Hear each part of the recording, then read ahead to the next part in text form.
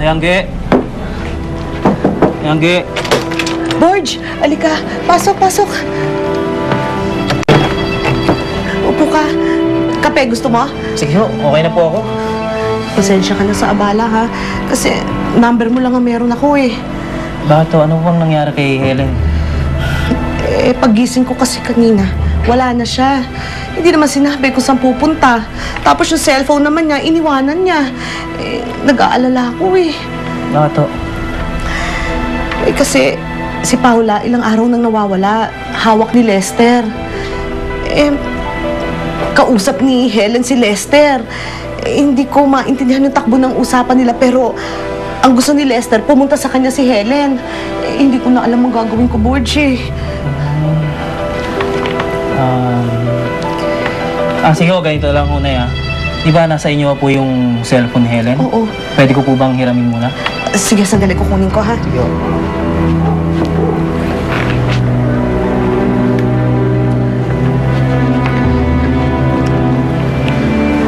Eto, Borge. Ganito ho kasing gagawin natin, Nay.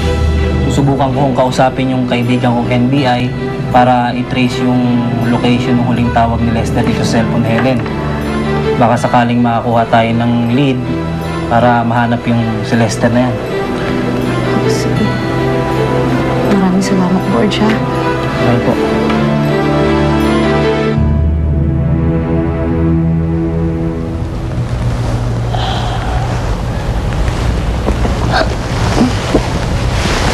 Good morning, Mommy.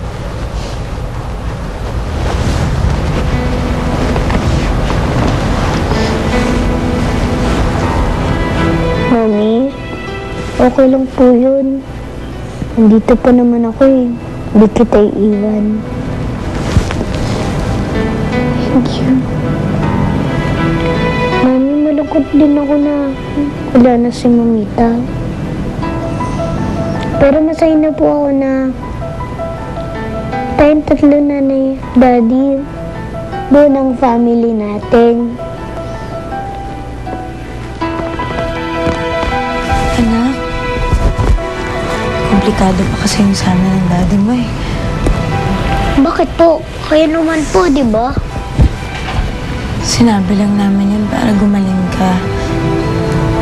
So, hindi totoo na nagkabalikan kayo nila, Daddy? Ibig sabihin, hindi niyo mahal ang isa't isa? Iba ng mahal ang daddy mo eh. Si Yaya, Nanay po.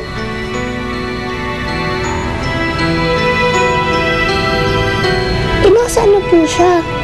Hindi niya nga kami kinakamusta ni tatay eh.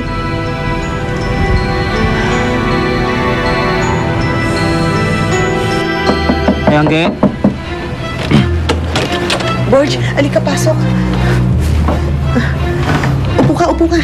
Sige po. O ano, may balita na ba? Nalocate na po yung posibleng pinanggalingan ng signal sa tawag ni Lester. Ayun po, ngayon ino-organize na po nung kaibigan ko yung team nila para puntahan o agad yun.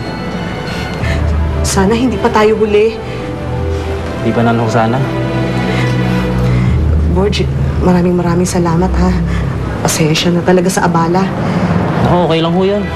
Ito po pala yung cellphone ni Helen. Sa kanay, okay lang ho bang ipaalam po nating lahat ng to kay Dave? Sa totoo lang, dapat siya ang una naming sasabihan eh. Kaya lang, abala kasi siya sa ibang bagay. Ipaalam na lang ho natin sa kanya. Alam ko kasing nag-aalala rin yung kay Helen eh.